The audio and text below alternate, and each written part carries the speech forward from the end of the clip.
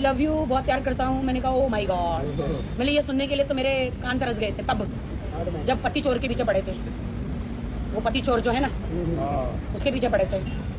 पति चोर ने तुम्हारा इस्तेमाल कर लिया, अपना वीडियो रिलीज कर दिया और फ्लॉप भी हो गई। उसने तुमको भी, मेरा घर भी तोड़ दिया, मेरा पति भी चुरा लिया, तुमको जेल में डाल दिया, मुझे बेवा कर दिया, है ना। मेरी माँ भी उस औरत के कारण, पति चोर के कारण मर गई। उसने उसकी बाहों में रखा। दोस्तों, राखी सावंत ने कल मुलाकात की अपने शौहर आदिल दुरानी से, न सिर्फ जेल में जाके बल्कि उनको कपड़े भी पहुंचाए हैं। इसके साथ उन्होंने बताया है कि आदिल दुरानी मुझसे बहुत सी माफियां भी मांगते रहे।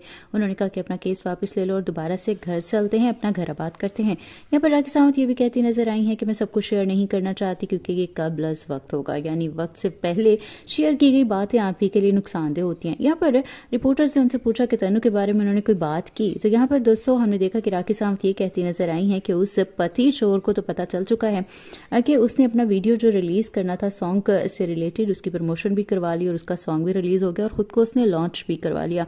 आदिल दुरानी को मैंने कहा कि उस पति चोर के साथ रिलेशन बना के तुम्हें क्या मिला?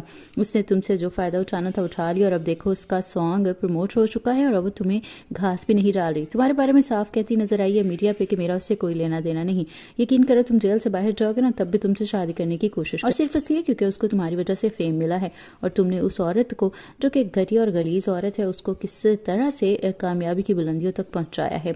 इसके बाद राखी सावंत ने कहा कि इन सारी बातों को सुनने पर भी आदिल दुरानी बहुत ही खामोश थे और इसके बाद भी वो मुझसे आई लव यू बोलते रहे, माजरत करते रहे। लेकिन मैंने कहा कि मेरा तुम्हारे ऊपर से एक बार यकीन उठ गया तो दोबारा बहाल नहीं हो सकता। बेहतर यही है कि अपनी माफी तलाफी को अपने पास रखो और आने वाले वक्त में सब कुछ कबूल करो, पुलिस के सामने कबूल करो, उसके साथ जेल में भी बताओ अपने जजेस साहबान को कि किस तरह से तुमने मुझे चीट किया है। उन तमाम तर पैसों के बारे में भी बताओ जो तुमने मुझसे हथियाए हैं। इसके बाद मैं सोचूंगी, गौर करूंगी कि तुम्हें अपनी जिंदगी में रखना है या कि निकाल बाहर करना है।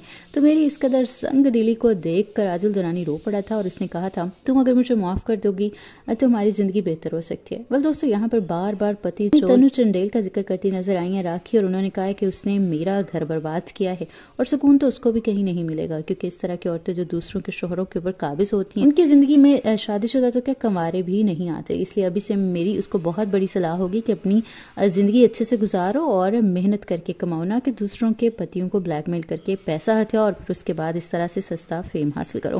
वेल दोस्तों, राखी सावंत ने तनु चंडेल के बारे में जो कुछ कहा, इसमें आपको क्या हकीकत लगती है कि वाकई वो सही कह रही है? कमेंट सेक्शन आपको जरूर बताएं। मिलते हैं नेक्स्ट अपडेट के साथ, स्टे कनेक्टेड।